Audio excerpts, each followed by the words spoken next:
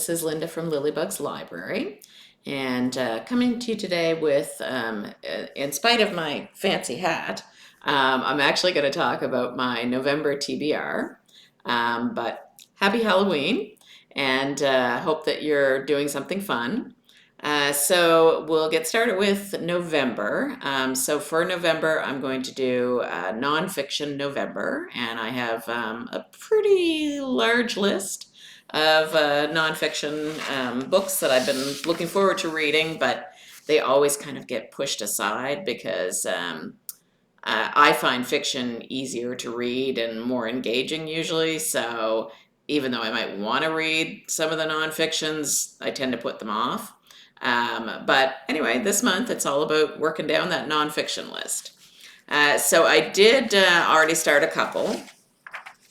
So I have read The Woman in Me by Britney Spears, and that one talked about basically her whole life, the kind of family that she grew up in, the fact that she was madly in love with Justin Timberlake, and she, had quite a relationship with him.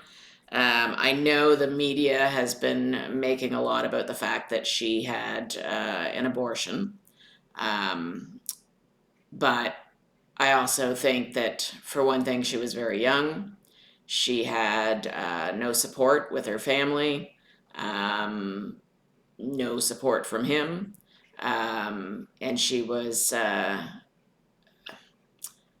not in the right place at that time to be able. I think she could have handled it. I mean, she has other children now, and she's doing fine. But I think just the weight of all of those other opinions and things weighed on her.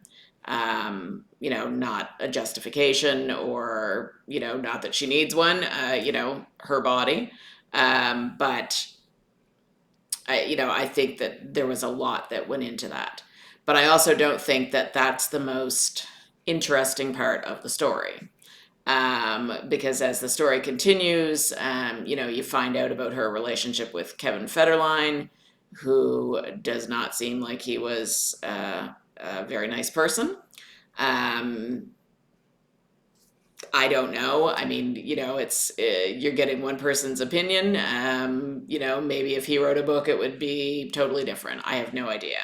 But I do know she seems like she was a woman who was really, really struggled, and with all the, and yet, was managing to look after her kids. Did some crazy things, yes, but the industry that she's in and the age she was, I think some of that's understandable. I kind of came away from it feeling quite, I wouldn't say sorry for her,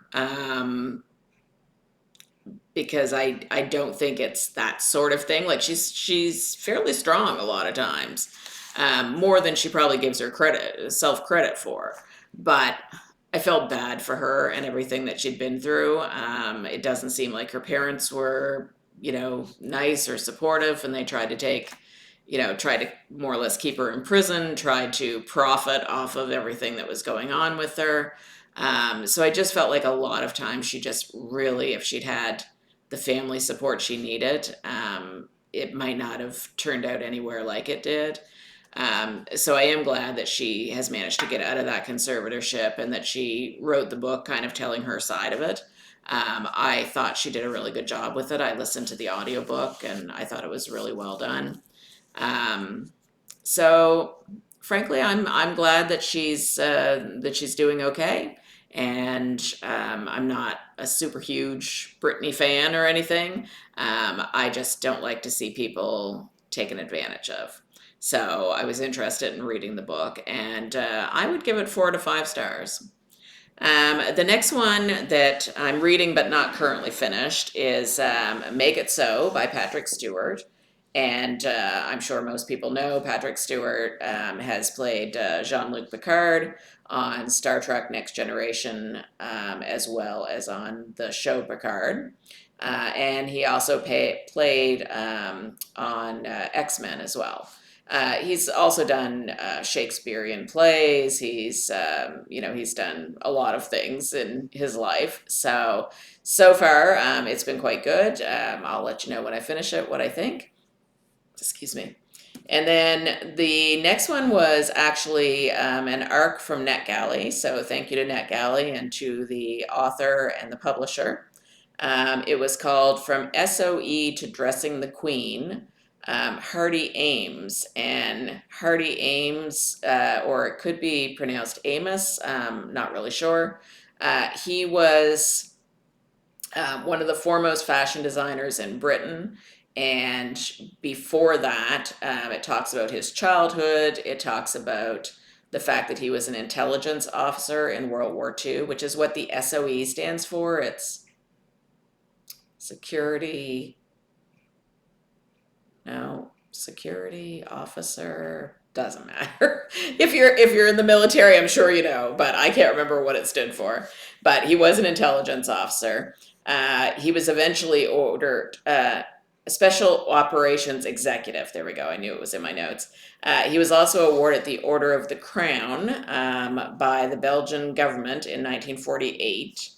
And then once he was finished with the war and his military duties, he was interested in fashion from his mother, who did some of this, and he ended up eventually creating his own fashion house, and he designed dresses specifically for the Queen.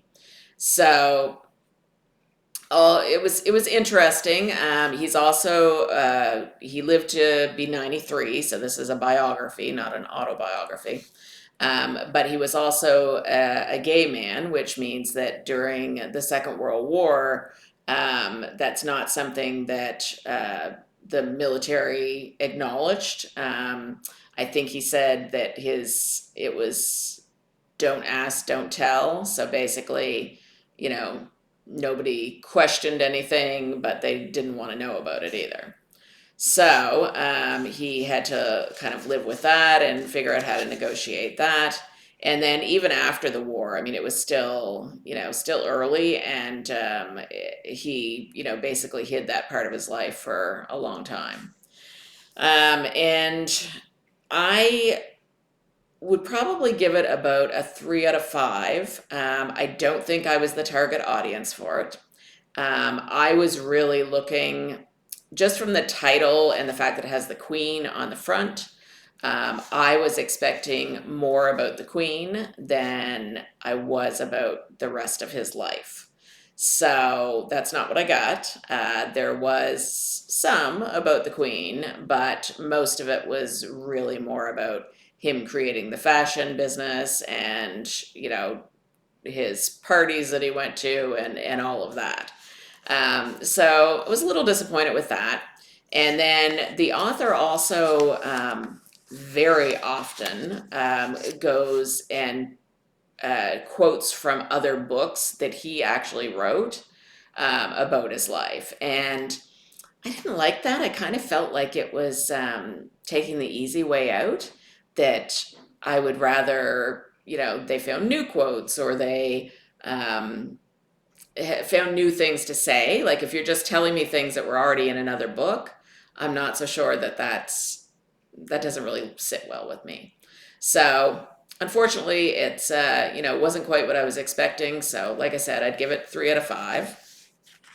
So the next one is Ballad of a Sober Man, and it's an ER doctor's journey to recovery.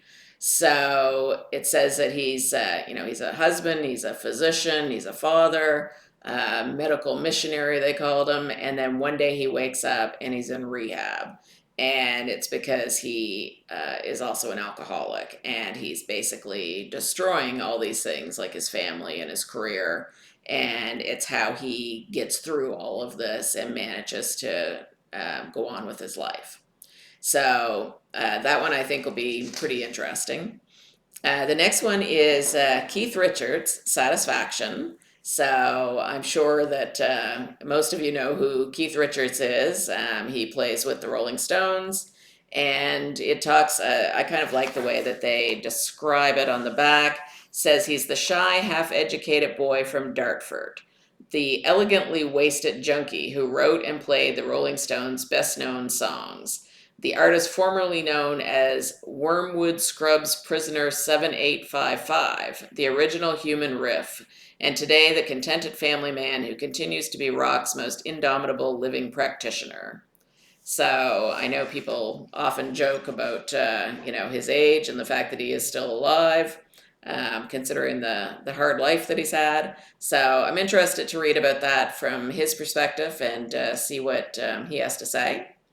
And the next one is called A Child of Two Cultures. And it's about Yoshiko Joy Tezuki. She was born in New York City and grew up in the Bronx in the 1930s. And then after FDR was reelected in 1940, the Japanese community in New York saw the war approaching, and the company who employed her father sent dependents, including Joy and her mother, back to Japan. Says her cousin's family didn't get out in time and ended up in a concentration camp. And then after Pearl Harbor, her father was arrested by the FBI.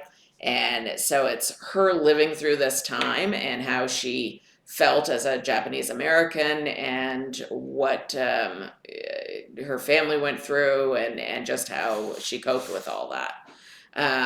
I'm a little bit fascinated by the Japanese internment camps and everything that went on during that time. Can't even imagine what that must have been like. So I'm interested to read about that. The next one's kind of just a fun read that I think will be interesting and maybe a little silly. It's called Perplexing Paradoxes. And it says, why does it always seem like the elevator is going down when you need to go up? Does seeing a bed of roses prove that all ravens are black? I don't know why it would, but okay. And then it talks about all the different little puzzles that we have in the world. So anyway, I'm interested to read it. It says it's lighthearted, witty, and conversational, so should be fun. And the next one is Dear Mom and Dad, and it's by Patty Davis, who is the daughter of Nancy Reagan and Ronald Reagan. Usually those kind of memoirs can be quite interesting. Sometimes they're a little bit heartbreaking because a lot of times the family you think it is not at all like that. So, as she puts it, it says she talks about her father, the eternal lifeguard who saved 77 people from drowning yet failed to create a coherent AIDS policy, and her mother who never escaped the torture chamber of her own youth. So, I'm not sure what it'll be like. I mean, whether it's going to be like a Mummy Dearest sort of story or whether it's a little more loving and compassionate. Who knows? So anyway, interested to see what comes of that.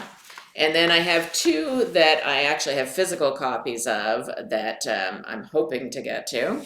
One has been on my list for a long time. It's called Young Forever, and it's by Dr. Mark Hyman. And as you can see, I've started it, but haven't gotten very far. So I'm hoping to get through more of that at least. And the other one is my book on chronic illness, and it's called What Doesn't Kill You. And so I'm interested in that as well to see what kind of advice it offers, what kind of insights. So yeah, I'm excited for that too. So those are my books for November. I did have a little bit of good news this morning, which is great. I got an email from the government, basically, saying that I now have a family doctor and that I will be hearing from her soon. So I haven't had one in probably 3+ years. And for those of you in Canada, you know that there's quite a healthcare crisis in this country. Generally we have universal healthcare, which means that we don't pay for healthcare at the time. I mean, are we paying for it? Yeah, I mean, we pay taxes. That helps to pay for it. but we don't have to pay out of pocket like they do in, say, the U.S. But it's gotten so that probably even before COVID, but since COVID, it's been worse. So there's a very big shortage of doctors. There is a shortage of nurses and nurse practitioners. The nurses that we do have, bless their hearts, I mean, they're working ridiculous hours. They're burnt out, and just, we have, oh goodness, you wait in a hospital waiting room for 13 plus hours to get to see anyone. We've even have had incidents of people dying in the waiting rooms, dying in their driveways because there weren't enough ambulances and paramedics to get to them on time. It has been really bad. So it's one thing that's been a struggle for me has been not having a family doctor because uh, when you have something that's going on, and insurance companies always want lots of documentation from your doctor. If you don't have a family doctor, what do, right? Most clinics and things aren't going to write out the information that they need. So anyway, I'm excited to finally have one.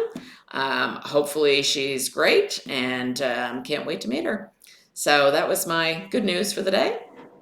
So I hope you have a great day. I hope that if you have worn a costume for a party or you're wearing one tonight, I would love to hear about it.